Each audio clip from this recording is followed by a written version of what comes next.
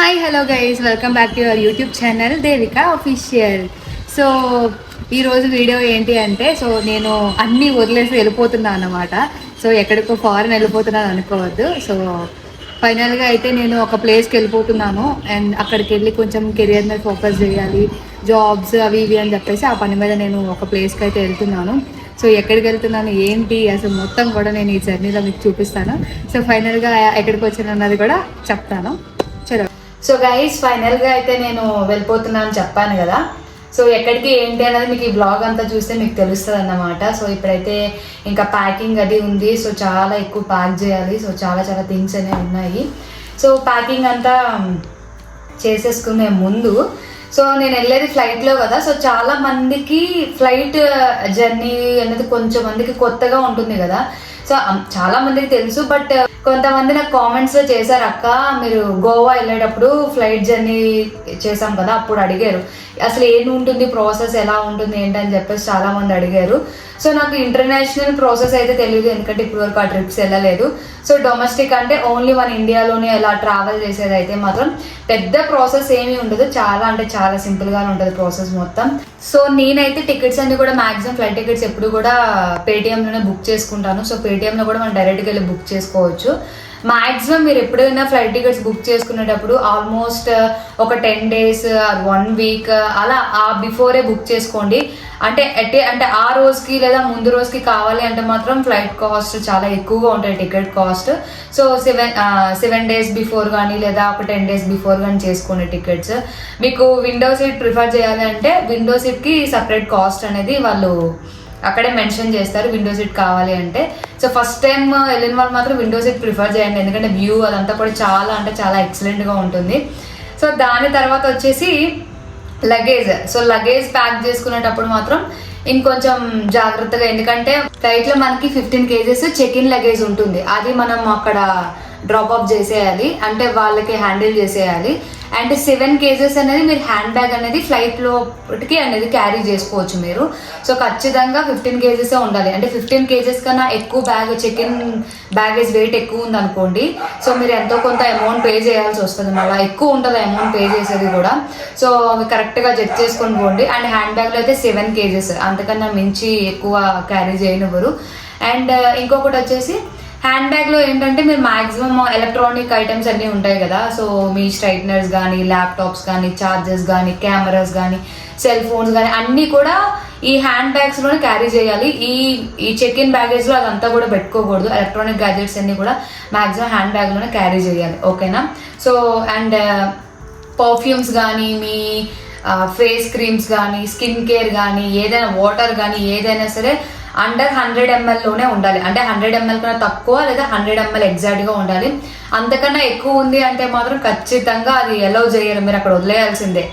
And food items కూడా liquid పచ్చళ్ళు liquid ఏమైనా ఉంటాయి కదా, అవి కూడా ఏమీ అలౌ చేయరు. సో ఇదంతా కూడా గుర్తుపెట్టుకుని, నాకు తెలిసిందంతా ఇదే అన్నమాట. అండ్ ఇంకొకటి, మీరు ఎయిర్పోర్ట్కి వెళ్ళక ముందు మీరు టికెట్ బుక్ చేసుకుంటారు కదా. సో సీట్ కొంచెం కన్ఫర్మ్ చేసుకోవడానికి కొన్నిసార్లు చేంజెస్ అవి వస్తాయి, ఏమైనా స్లైడ్ చేంజెస్ ఏమి సీట్స్లో చేంజెస్ అవి వస్తాయి. సో ముందుగానే మీరు అంటే మీ ఫ్లైట్కి ఒక 48 hours కానీ 24 hours కానీ టైం ఉన్నప్పుడే వెబ్ చెక్ ఇన్ అనేది ఒకటి ఉంటుంది ప్రాసెస్. అంటే మీ టికెట్ బుక్ చేసుకున్న దాంట్లోనే వెబ్ చెక్ ఇన్ అనే ఒక ప్రాసెస్ ఉంటుంది, అది మీరు ఆన్లైన్లో కానీ యూట్యూబ్ వీడియోస్లో కానీ చూస్తే సరిపోద్ది. వెబ్ చెక్ ఇన్ చేసేసుకున్నారనుకోండి, డైరెక్ట్గా మీరు ఇంకా అదేంటంటే బోర్డింగ్ పాస్ అనేది అంతా కూడా అందులోనే వచ్చేస్తుంది, ఆ వెబ్ చెక్ ఇన్లోనే వచ్చేస్తుంది. సో మళ్ళీ మీరు అది సపరేట్గా తీసుకోవాల్సిన అవసరం అది ఏమి కూడా ఉండదు. సో ఇది వచ్చేసి మొత్తం ప్రాసెస్ అన్నమాట. అండ్ ఇంకొకటి, ఖచ్చితంగా మీ ఐడి ప్రూఫ్ ఏదైనా ఖచ్చితంగా మీతో ఒరిజినల్ ఉండాలి. Either some PAN card, voter cards, Aadhaar card ఏదైనా పర్లేదు. అది ఎంట్రీలోనే ఆధార్ కార్డే అండ్ మీ ఫ్లైట్ టికెట్ చూపిస్తేనే మీ అసలు మెయిన్ ఎయిర్పోర్ట్ లోపలికి మీకు ఎంట్రీ అనేది ఉంటుంది. సో తర్వాత లోపలికి వెళ్ళిపోయాక మీరు ఇంకా లగేజ్ చెక్ చేస్తారు, వెయిట్ అది, అంటే ఎలక్ట్రానిక్స్ ఐటమ్స్ కానీ ఏమైనా ఉన్నాయంటే అవన్నీ స్కాన్ చేసేస్తారు. స్కాన్ అయిపోయిన వెంటనే ఇంకా మీరు డైరెక్ట్గా బోర్డింగ్ పాస్ కోసం అక్కడ కౌంటర్ దగ్గరికి, అంటే మీరు ఇండిగో అయితే ఇండిగో, ఎయిర్ ఇండియా సమ్ ఏమో ఉంటాయి కదా. సో అవన్నీ మీరు నేమ్స్ చెక్ చేసుకుని ఆ కౌంటర్ దగ్గరికి వెళ్ళిపోయారు అనుకోండి. సో అక్కడ మీరు మీ ఫ్లైట్ టికెట్ చూపించేసి మీ ఆధార్ కార్డ్ ఇచ్చేస్తే వాళ్ళు డైరెక్ట్గా బోర్డింగ్ పాస్ అనేది మీకు ఇచ్చేస్తారు. ఆ బోర్డింగ్ పాస్ మీదే గేట్స్ మెన్షన్ చేశారు. గేట్స్ చాలా ఉంటాయి. సో ఏ గేట్ అనేది అందులోనే క్లియర్ గా మెన్షన్ చేసి ఉంటుంది. సో బోర్డింగ్ పాస్ అనేది ఇలా ఉంటుంది అనమాట. సో ఇది వచ్చేసి నేను పాతది ఫ్లైట్ జర్నీ చేసింది అనమాట. సో ఇక్కడ ఆల్మోస్ట్ మీ బోర్డింగ్ జోను, మీ సీట్ నెంబరు, అలాగే గేట్ నెంబర్ కూడా ఇక్కడ మెన్షన్ చేసి ఉంటుంది. సో డైరెక్ట్ గా మీరు బోర్డింగ్ పాస్ తీసుకొని మీరు గేట్ దగ్గరికి వెళ్ళిపోతే, అక్కడ గేట్ దగ్గరికి వెళ్లే ముందు ఏంటంటే మీ 7 kgs హ్యాండ్ బ్యాగ్ ఉంది కదా, అది కూడా చెకింగ్ ఉంటుంది. అంటే ఎలక్ట్రానిక్ ఐటమ్స్ అన్ని కూడా క్లియర్ గా చెక్ చేస్తారు. దేనికది ఒక టబ్ లాంటిది ఇస్తారు. దాంట్లో మీరు హ్యాండ్ బ్యాగ్ లో ఉన్నవన్నీ తీసేసి, వాచెస్ అవన్నీ కూడా తీసేసి, ఎలక్ట్రానిక్స్ ఐటమ్స్ అన్ని దేనికది సపరేట్ గా పెట్టేస్తే అది స్కాన్ అవుతుంది. అందులో ఏది వాళ్ళు మెన్షన్ చేసిన దానికన్నా ఎక్స్ట్రాగా ఉన్నాయి ఏమైనా ఉంది అంటే అక్కడే వాళ్ళు సైడ్ కి తీసేస్తారు. సో జాగ్రత్తగా క్యారీ చేసేది కూడా జాగ్రత్తగా క్యారీ చేయండి. 100 ml కన్నా తక్కువే ఉండాలి ఏం లిక్విడ్ ఐటమ్స్ అయినా సరే. సో ఆ బోర్డింగ్ పాస్ ఇంకా అది లోపలికి వెళ్ళిపోతారు. ఇంకా చెకింగ్ అయిపోయిన ఇంకా డైరెక్ట్ మీరు గేట్ దగ్గరికి వెళ్ళిపోతే సరిపోతుంది. గేట్ మెన్షన్ చేస్తారు కదా, గేట్ దగ్గరికి వెళ్ళిపోతే ఇంకా సో బోర్డింగ్ టైం వచ్చేసరికి వాళ్ళే పిలుస్తారు, అనౌన్స్ చేస్తారు. సో మీరు ఆ జోన్ దగ్గరికి వెళ్ళి ఆ గేట్ దగ్గర నుంచుంటే వాళ్ళు మీ టికెట్ ని చెక్ చేసి, బోర్డింగ్ పాస్ ని చెక్ చేసి ఇంకా లోపలికి డైరెక్ట్ గా ఫ్లైట్ లోపలికి ఇంకా అలౌ చేస్తారన్నమాట. ఇంకొకటి ఏంటి అంటే మీరు ఒకవేళ ఫుడ్ ఏమైనా తినకపోతే అక్కడ ఎయిర్పోర్ట్ లోనే అవైలబుల్ గా ఉంటుంది ఫుడ్. బట్ చాలా ఎక్స్పెన్సివ్ ఏం కాదు. బట్ బయట దానికన్నా డబుల్ గానీ ట్రిపుల్ గానీ ఉంటుంది, కాస్ట్ ఎక్కువగానే ఉంటుంది. సో ఇంకా ఫుడ్ అది కూడా మీరు అక్కడే తినాలనుకుంటే. అండ్ మనం ఫ్లైట్ లోపలికి వెళ్ళిపోయాక మీరు ఇన్ కేస్ ఫుడ్ ఏమైనా ఫ్లైట్ లో ఆర్డర్ చేసుకోవాలంటే మీకు టికెట్ బుక్ చేసుకున్నప్పుడే ఫుడ్ ఐటమ్స్ అవి ఇస్తారు, మీరు ఆర్డర్ చేసేసుకోవచ్చు అప్పుడే, లేదా అక్కడ చెప్పినా ప్రాబ్లం లేదు. అండ్ ఇంకొకటి అదే మీ లగేజ్ అది ఎక్కడ తీసుకోవాలి అన్నది, అసలు లగేజ్ కి కూడా లగేజ్ ది బెల్ట్స్ ఉంటాయి. బెల్ట్స్ నేమ్ అనేది మీకు ఫ్లైట్ ల్యాండ్ అయ్యే టైంలో మీకు అనౌన్స్ చేస్తారు. సో ఈ బెల్ట్ దగ్గర మీరు మీ లగేజ్ ని రిసీవ్ చేసుకోవచ్చు అని చెప్పేసి.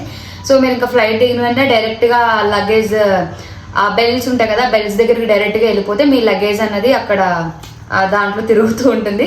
సో అక్కడ మీరు లగేజ్ మీరు తీసేసుకొని డైరెక్ట్ గా బయటకు వచ్చేయచ్చు, అంతే. ఇదే ప్రాసెస్ ఉంటుంది, పెద్ద కష్టం ఏం కాదు, ఈజీగానే వెళ్ళొచ్చు అంతే. సో ఇది మొత్తం ఫ్లైట్ ప్రాసెస్ అంతా కూడా. సో ఇంకా ఇది అయిపోగా ఇప్పుడు నేను ఇక వెళ్ళి నా లగేజ్ అంతా సర్దుకోవాలి. ఎందుకంటే 1 day బిఫోర్ అయినా లగేజ్ అంతా మనం ప్యాక్ చేసుకోవాలి, ఏది ఉండాలి ఏది ఉండకూడదు అని చెప్పేసి. సో అంతా ప్యాక్ చేసుకున్నాక ఎక్కడికి వెళ్తున్నాను ఏంటి అన్నది మీకు క్లియర్ గా వ్లాగ్ మొత్తం చూస్తే మీకు అర్థమవుతుంది అన్నమాట. సో పోదామా ఇంక మరి, రండి. సో చూడండి, థింగ్స్ అన్నీ అయితే ప్యాక్ చేస్తున్నాను. ఎంత స్టఫ్ ఉందంటే ఇదంతా ప్యాక్ చేయాలంటే నాకు చాలా టైం పట్టింది. సో చాలా టైర్డ్ అయిపోయాను గైస్, చూడండి ఫుల్ టైర్డ్ అయిపోయాను. హాయ్. సో ఇంకా ఏం చేయాలి అంటే చాలా పని ఉంది. సో నాకు ఇంకా 2 days టైం ఉంది, లైక్ ఫ్లైట్కి 2 days టైం ఉంది. సో ఆ 2 daysలో నేను ఇంకా చాలా అరేంజ్ చేసుకోవాలి. ఎందుకనేది చెప్తాను అందరికీ కూడా క్లియర్గా. సో నాతో పాటు మీరు కూడా వినే చేయండి. ఇంకా మాట్లాడదాం. ఇంకా చాలా పని ఉంది, చేసే పని చాలా ఎక్కువ ఉంది. సో మళ్ళా ఎయిర్పోర్ట్కి వెళ్ళే టైంలో మళ్ళీ మనం కలుద్దాము.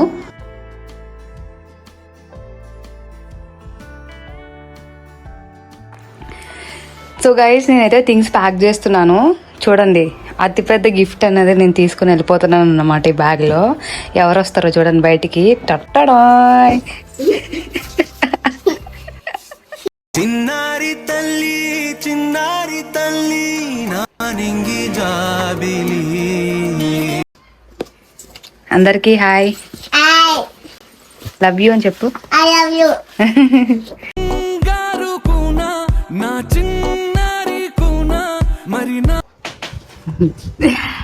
సో ఒక 5 minutesలో వాష్ చేసుకుని వచ్చేస్తాను, మళ్ళీ మనం మాట్లాడుకుందాం.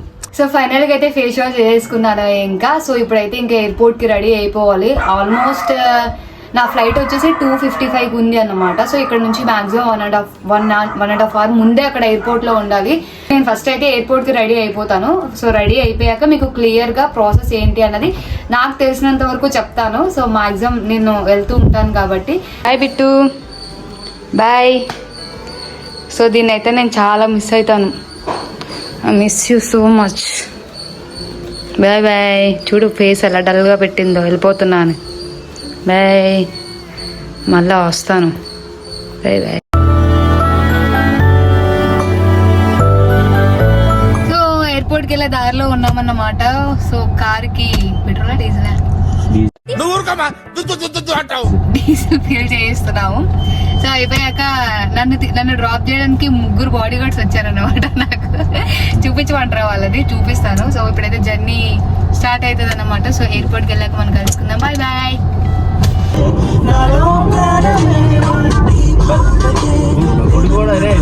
పొలాల్లో ఉంటుంది.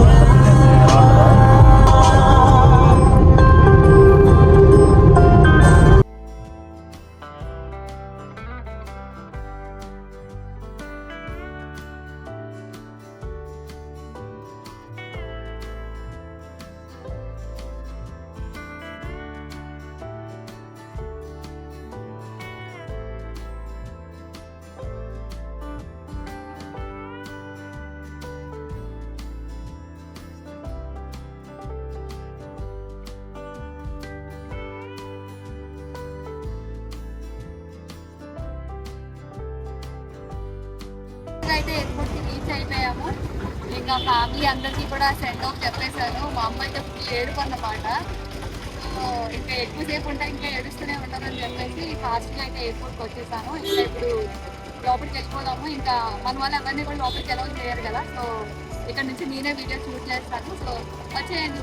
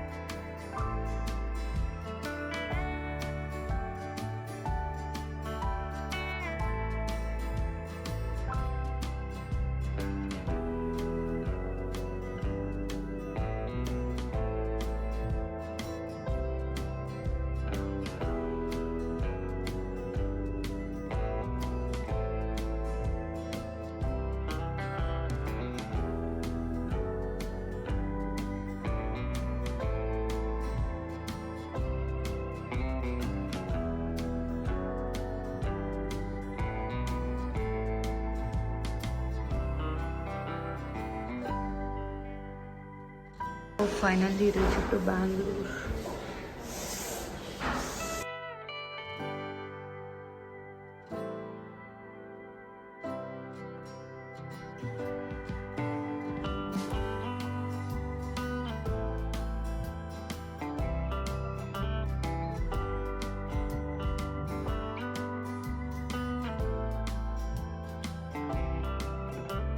సో ఫైనల్ గా అయితే నేను ఎయిర్పోర్ట్ కి ఆల్మోస్ట్ 4 కల్లా రీచ్ అయ్యాను. 4 to 4:15 అలాగా.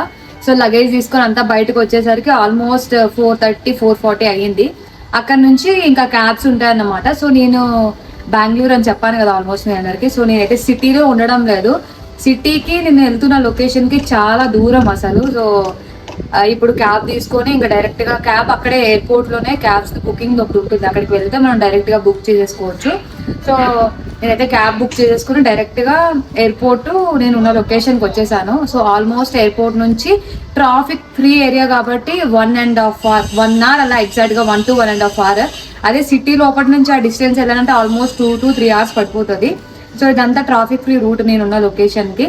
సో ఆల్మోస్ట్ రీచ్ అయ్యేసరికి 6 అలా అయిపోయింది. నేను 6 to 6:30 అయిపోయింది ఇక్కడికి వచ్చేసరికి.